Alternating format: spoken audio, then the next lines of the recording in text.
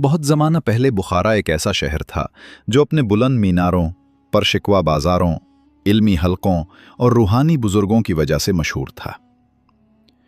संगमरमर की इमारतें, गुंबदों वाले हम्माम, खुशबूदार बाजार और मुसाफिरों के काफिले यहाँ का मामूल थे। इसी शहर के मरकज में एक शानदार बाजार था, बाजार टैज।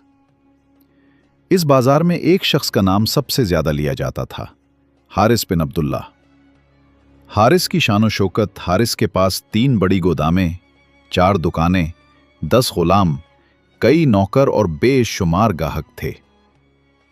लोग उसे हारिस मालदार कहते थे। जब भी वो बाजार में आता, उसके साथ एक कतार चलती। 2 गुलाम पंखे लिए, एक खादिम संदूक लिए, एक शख्स अहकामात नोट करता और बाकी रास्ता साफ करते। मगर उसके चेहरे पर कभी आजिज़ी न दिखाई देती। वो खुद को लोगों से बेहतर समझता था। कभी मस्जिद न जाता, सदका न देता, और जब कोई फकीर मदद मांगता तो वो तंजिया हंसी हंसता। एक सर्द रात और वो फकीर एक बार, सख्त जाड़े की रात थी, हवाएं खंजर की तरह चल रही थीं, बाजार बंद हो रहे थे। ऐसे में एक बूढ़ा फकीर फटे हुए लिहाफ और नंगे पांव हारिस की दुकान पर आया। फकीर ने कपकपाते हुए लहजे में कहा, बेटा, अगर एक पुराना कंबल दे दो तो रात गुजर जाएगी। सर्दी हड्डियों में उतर गई है। हारिस ने गुरूर से गर्दन अकलाते हुए जवाब दिया, मेरे कंबल फकीरों के लिए नहीं है।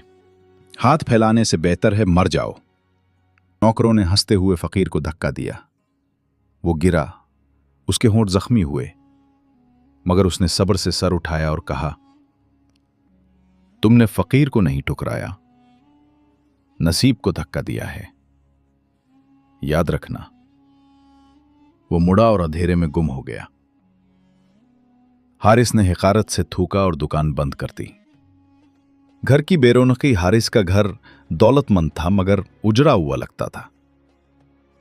उसकी बीवी रबिया एक बाहिया, नेक और साबिर खातून थी, मगर शौहर के गुरूर ने उसकी जबान बंद कर रखी थी।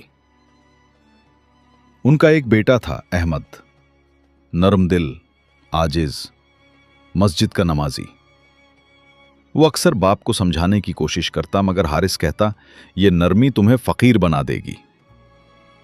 अहमद चुप कर जाता, लेकिन दिल में कहता था, जिसे अल्लाह दे उसका शुक्र अदा करना चाहिए।